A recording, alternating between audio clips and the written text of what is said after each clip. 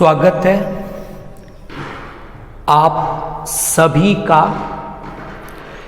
Gayatri college Sanchore की online classes में।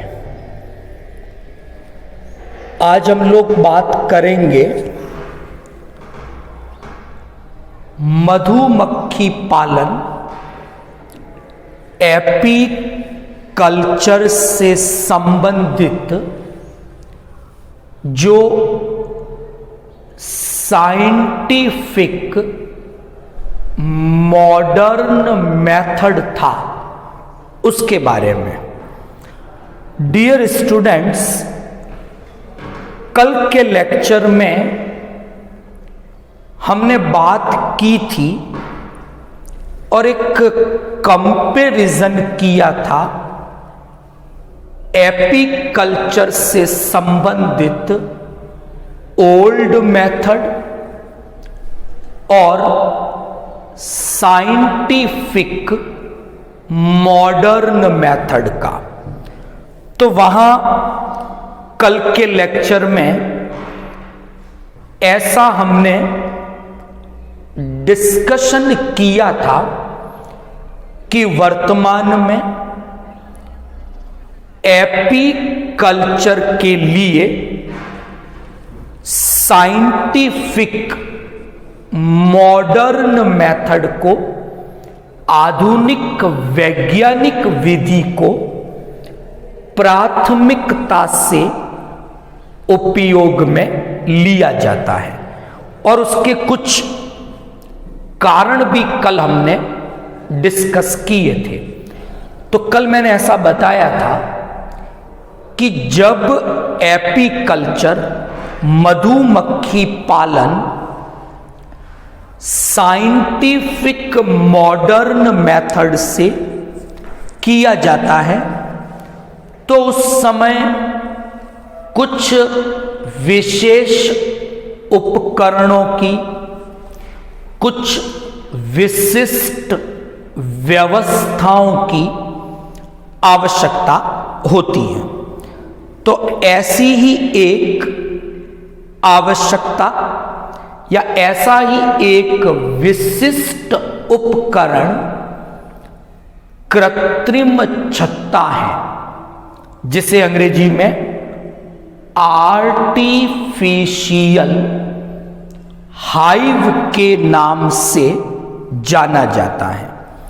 तो जब मॉडर्न साइंटिफिक मेथड से मधुमक्खी पालन किया जाता है तो उस समय हम उपयोग में लेते हैं एक कृत्रिम छत्ते को, आर्टिफिशियल हाइव को। तो बात करेंगे कृत्रिम छत्ते की, उसकी संरचना की। तो स्टार्ट करते हैं आज के टॉपिक को अपने, और आज का अपना टॉपिक है, आज हम लोग एपी कल्चर का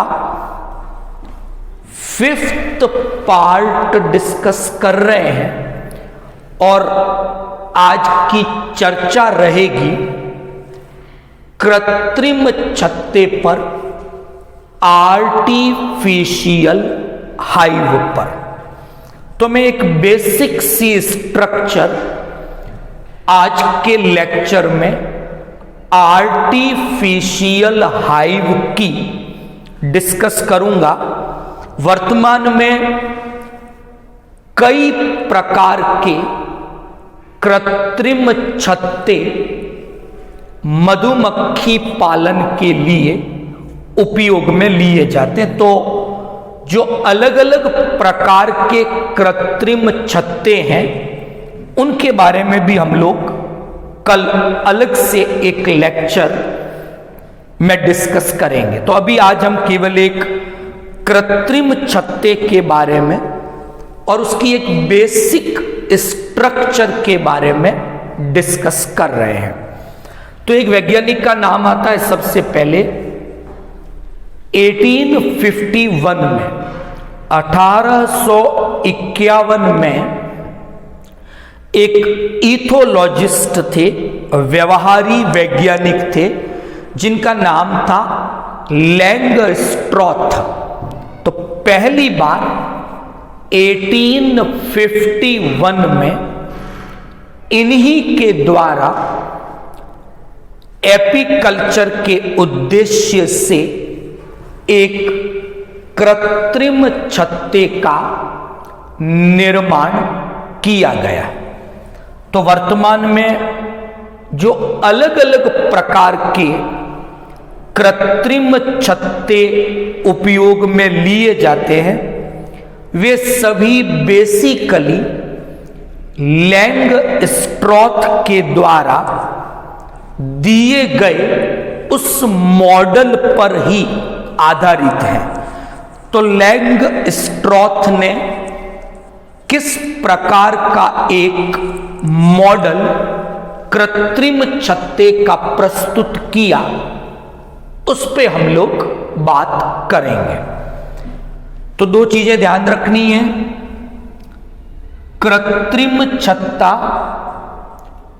एक उपकरण है, एपेरेटस है, जिसका उपयोग किया जाता है मधुमक्खी पालन की आधुनिक वैज्ञानिक विधि में। पहली चीज, अब ये कृत्रिम छत्ते लकड़ी से, लोहे से, प्लास्टिक से या किसी और मेटल से बने हुए हो सकते हैं, और इन्हीं कृत्रिम छत्तों में एपीकल्चर के उद्देश्य से मधुमक्खियों का पालन किया जाता है। तो अभी मैं एक कृत्रिम छत्ते की बेसिक डिजाइन, बेसिक स्ट्रक्चर कैसी होती है उस पे बात कर रहा हूं। और जो ये बेसिक स्ट्रक्चर या जो बेसिक डिजाइन है, इसके बारे में सबसे पहले 1851 में लैंगस्ट्रॉथ के द्वारा बताया गया था। तो वो क्या डिजाइन था उसके बारे में मैं डिस्कस कर रहा हूं। तो सिंपली मैं बात करूं, कृत्रिम छत्ता जो है वो एक बॉक्स है जो सामान्यतः वुडन बॉक्स, लकड़ी से निर्मित एक बॉक्स होता है। और उस बॉक्स का जब आप डिजाइन देखोगे तो आपको वहां दो चैम्बर दिखाई देंगे। बात करते हैं, पहले चैम्बर का नाम है, it is known as super chamber.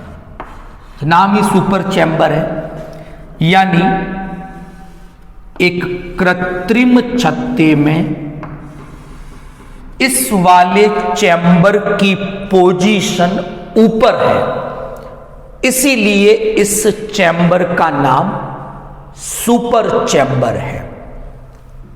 नीचे की ओर जो दूसरा चैम्बर है, इस लोअर चैम्बर का नाम दिया गया है, it is known as brood chamber. तो दो चैम्बर हो गए। तो बात कर रहे थे कृत्रिम छत्ते की एक बेसिक डिजाइन की। तो वहां मैंने बात की कि कृत्रिम छत्ते में ये लकड़ी से बना हुआ एक बॉक्स है और उसमें इस तरह से ये दो चैम्बर होते हैं। जो चैम्बर ऊपर वाला है उसे सुपर चैम्बर कहा गया है, जो नीचे वाला है वो ब्रूड चैम्बर है। अब यहां पर अगर हम इन दोनों चैम्बर की साइज देखें तो हम क्या देखते हैं कि जो सुपर चैम्बर है, ये वाला चैम्बर जो ऊपर वाला है, ये चैम्बर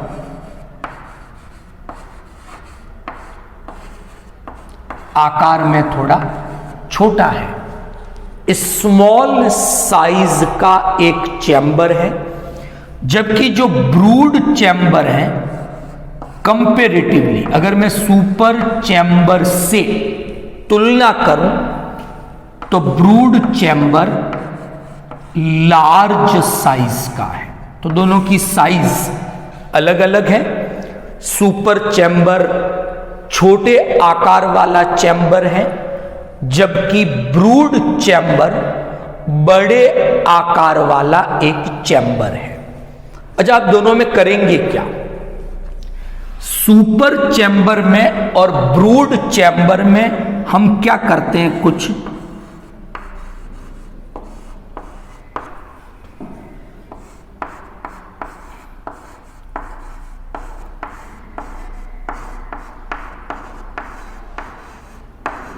दोनों चैम्बर के अंदर कुछ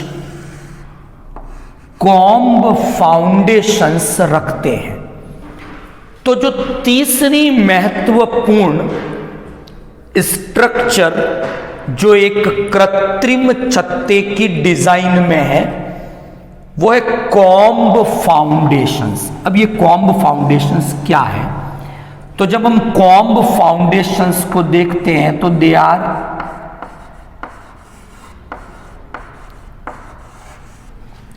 तो कुछ हेक्सागोनल, बेंजीन की रिंग जिस प्रकार की होती है, ऐसे ऐसे कुछ स्ट्रक्चर्स हैं। तो ऐसे हेक्सागोनल ऐसे जो चैम्बर्स हैं छोटे छोटे, जो कि मोम से, वैक्स से बने हुए हैं, ऐसी जो ये स्ट्रक्चर्स हैं, they are known as comb foundations.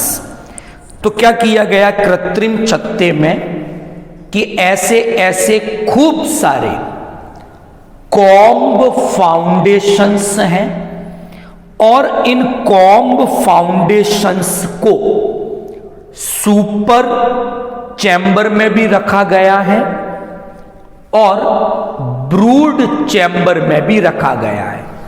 तो एक कृत्रिम छत्ते में हमने कहा दो चैम्बर है, छोटे आकार वाला सुपर चैम्बर, बड़े आकार वाला ब्रूड चैम्बर। और फिर क्या किया गया है डिजाइन के अंदर कि इन दोनों ही प्रकार के चैम्बर्स में हमने कॉम्ब फाउंडेशंस रखे हैं। कॉम्ब फाउंडेशंस क्या हैं? ये एक्चुअल में मोम से बने हुए, वैक्स से बने हुए छोटे छोटे षटकोणीय हेक्सागोनल चैम्बर्स होते हैं। ये इन्हीं हेक्सागोनल चैम्बर्स में जो वर्कर्स हैं, श्रमिक मक्खियां हैं, वो नेक्टर लेकर आती हैं, मकरंद, और शहद का निर्माण करती है। तो ऐसे ये चैम्बर्स जो कि कॉम्ब फाउंडेशंस हैं, वो सुपर चैम्बर में भी रख दिए गए हैं और ब्रूड चैम्बर में भी रख दिए गए हैं।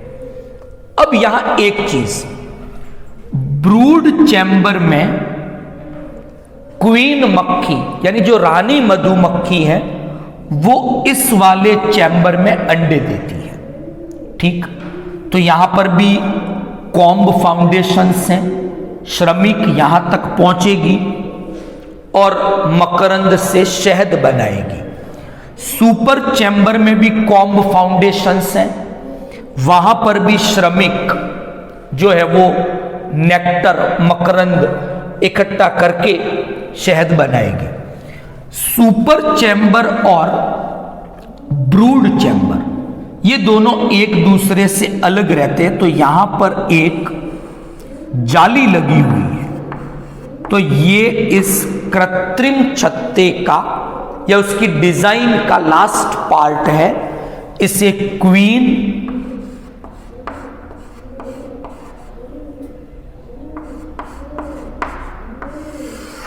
एक्सक्लूडर के नाम से जाना जाता है। हिंदी में कहें तो ये रानी पृथक कारक है। तो एक कृत्रिम छत्ते की डिजाइन में सुपर चैम्बर और ब्रूड चैम्बर, इनके बीच में एक जाली लगाई गई है और उस जाली का नाम दिया गया है क्वीन एक्सक्लूडर। यानी इस जाली में पोर्स हैं, छेद बने हुए हैं और उन पोर्स का साइज ऐसा रखा गया है कि जो क्वीन है वो ब्रूड चैम्बर से सुपर चैम्बर की ओर नहीं जा सकती। पोर इतने छोटे हैं, जबकि वर्कर्स श्रमिक मधुमक्खियों का जो आकार है उनसे पोर्स बड़े हैं, इसलिए श्रमिक ब्रूड चैम्बर और सुपर चैम्बर के बीच आ जा सकती हैं। तो इसीलिए नाम दिया रानी पृथक कारक, क्वीन एक्सक्लूडर, कि केवल रानी को रोका जाए कि वो सीमित बनी रहे ब्रूड चैम्बर तक, यानी अंडे केवल ब्रूड चैम्बर के कॉम्ब फाउंडेशंस में ही दिए जाएंगे। सुपर चैम्बर के कॉम्ब फाउंडेशंस में अंडे नहीं दिए जाएंगे क्योंकि वहां पर रानी नहीं पहुंचती है। लेकिन शहद सुपर चैम्बर की कॉम्ब फाउंडेशंस में भी है, ब्रूड चैम्बर की कॉम्ब फाउंडेशंस में भी है। तो इस तरह से एक कृत्रिम छत्ते का डिजाइन होता है, जैसा कि लैंग स्ट्रॉथ ने बताया। तो ये 4 स्ट्रक्चर हैं, सुपर चैम्बर, ब्रूड चैम्बर, खूब सारे कॉम्ब फाउंडेशंस होते हैं जो सुपर चैम्बर और ब्रूड चैम्बर दोनों में ही उपस्थित होते हैं, और एक जाली लगी हुई है जिसे क्वीन एक्सक्लूडर कहा जाता है। तो इस प्रकार की एक व्यवस्था है। फिर जब आधुनिक वैज्ञानिक विधि से मधुमक्खी पालन किया जाता है तो क्या करते हैं कि इन सुपर चैम्बर के कॉम्ब फाउंडेशंस को बाहर निकाला जाता है और फिर एक सेंट्रीफ्यूज प्रिंसिपल पर बेस्ड एक एपरेटस होता है शहद को प्राप्त करने के लिए। वहां इन कॉम्ब फाउंडेशंस को, जो केवल कहां थे, सुपर चैम्बर के, उनको लेकर शहद प्राप्त करते हैं।